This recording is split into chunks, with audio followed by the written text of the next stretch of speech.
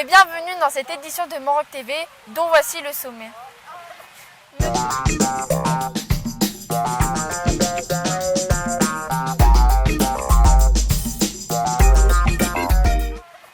Notre colo se trouve au bord d'une réserve naturelle. Nous avons voulu en savoir plus en nous rendant à la maison des Aiguilles Rouges. Un reportage réalisé par Yann et Yoni.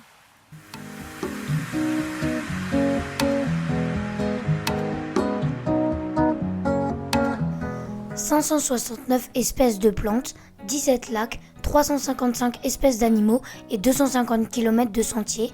C'est un peu le résumé de la réserve naturelle des Aiguilles Rouges qui borde notre centre de vacances.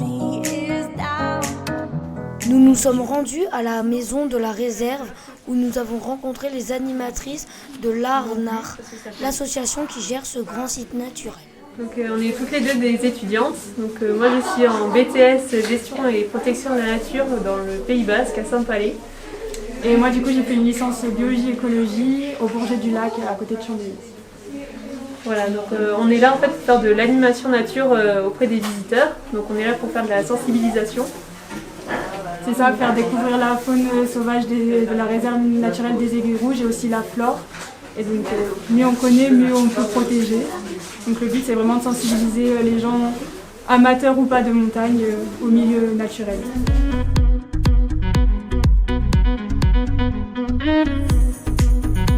Il y a d'abord eu une réserve communale, intercommunale en 1971 et la réserve vraiment naturelle des Aiguilles Rouges, ça date de 1974. Voilà, et c'est la première réserve naturelle de Haute-Savoie.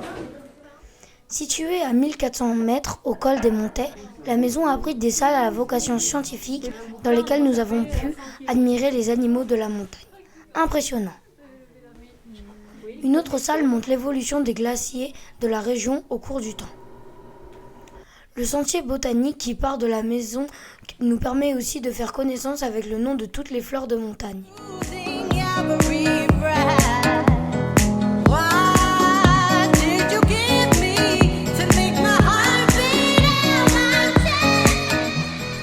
Dommage pourtant que cette maison se nomme réserve, car comme le dit le fondateur de l'association, respecter la nature, c'est respecter les autres. Lorsque tout le monde en aura conscience, les réserves pourront disparaître.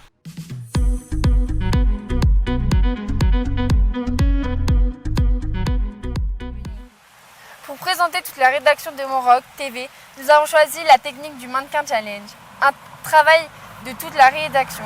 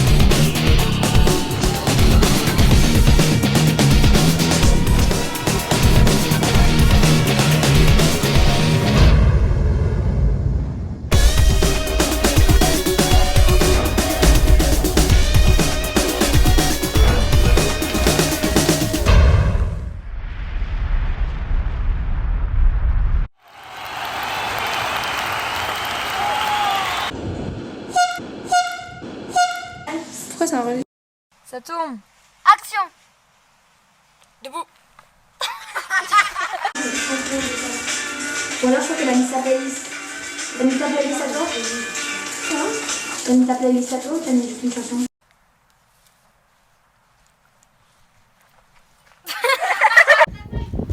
Ah, il me va un truc premier. Action. Je dois dire quoi déjà?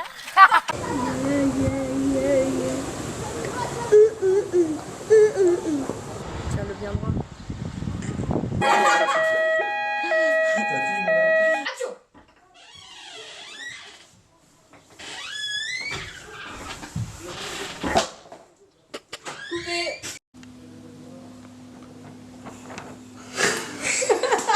Oh la peur. Ça tourne. Bonjour. À ton avis, pourquoi les gens nous croient quand on leur dit qu'il y a 4 milliards d'étoiles, mais ils te font pas confiance? Là, non, c'est pas ça la question.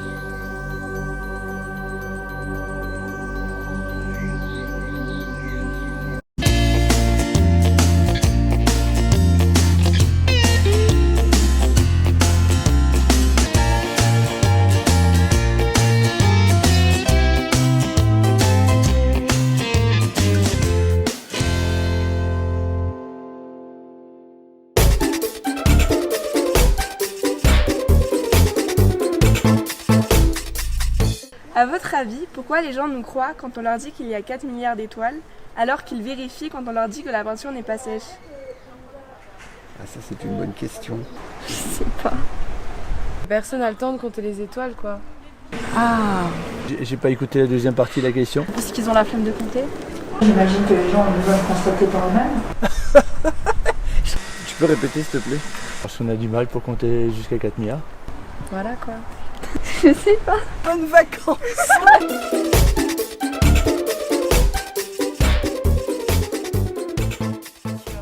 C'est Lucas qui se prête à l'interview du jour, réalisée par Zachary, Nathan, Yoni et Lucas. Bonjour Lucas, Bonjour Zachary. j'ai quelques questions à te poser.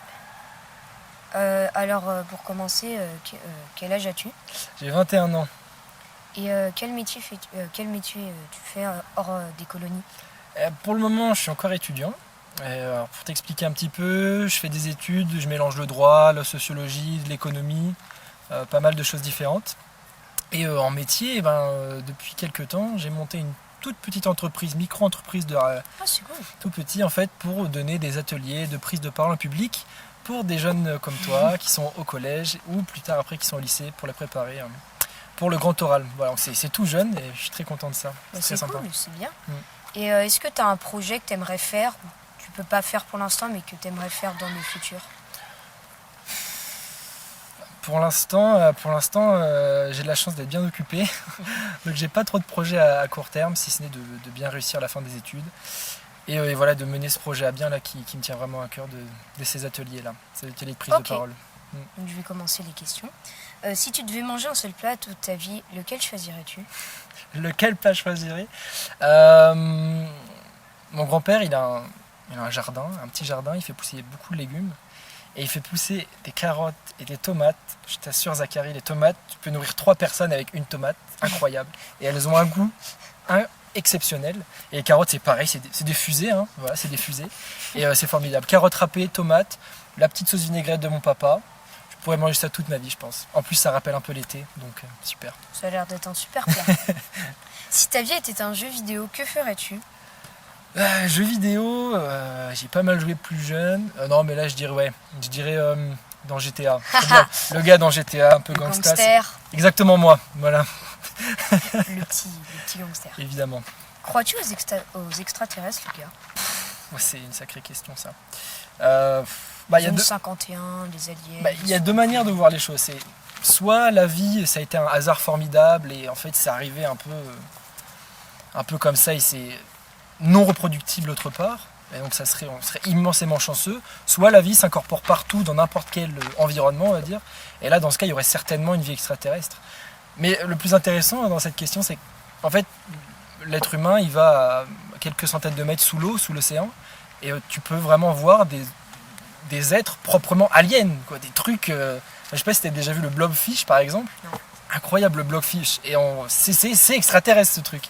Et c'est Fanny qui me disait ça récemment.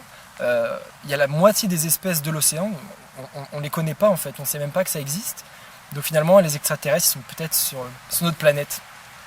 Ok. Quel est le pire nom que tu pourrais donner à ton enfant? J'ai un peu peur de la... Certainement Donald, je pense même en Donald c'est interdit. Je pense une famille qui donnerait le prénom Donald à son enfant, elle se tromperait. On pourrait couper celle-là. Superbe blague. Allez. Qu'est-ce que les gens verraient souvent s'ils pouvaient lire dans tes pensées? Un sacré bazar, certainement. Un sacré bazar, mais je dirais beaucoup de questions, beaucoup d'angoisse. Beaucoup d'angoisse. La peur, peut-être. Oui, la peur, mais pourquoi le monde fonctionne comme ça? Comment le changer? Oui, comment le changer? Une sacrée question. Parce qu'on a vu ensemble la mer de glace il y a 4 jours. Et on voit bien que ce monde-là, il faut le changer rapidement. Et il faut le changer ensemble. Et voilà, toutes sortes de questions comme ça. Comment faire pour aller le plus rapidement possible et pas aller à la catastrophe qui nous attend si on écoute les gens qui travaillent notamment sur les glaces, sur le climat et sur la biodiversité. Mais bon, faut être optimiste. Je te remercie. C'est déjà la fin des questions. Et puis je te laisse finir ta journée, continuer à jouer au foot. Merci je te beaucoup, remercie. Zachary. Au revoir Lucas. Au revoir Zachary, merci. C'est déjà la fin de notre émission. Nous espérons qu'elle vous a intéressé. Dites-le nous dans les commentaires. N'oubliez pas d'activer la cloche de notification et de liker la vidéo. À très bientôt.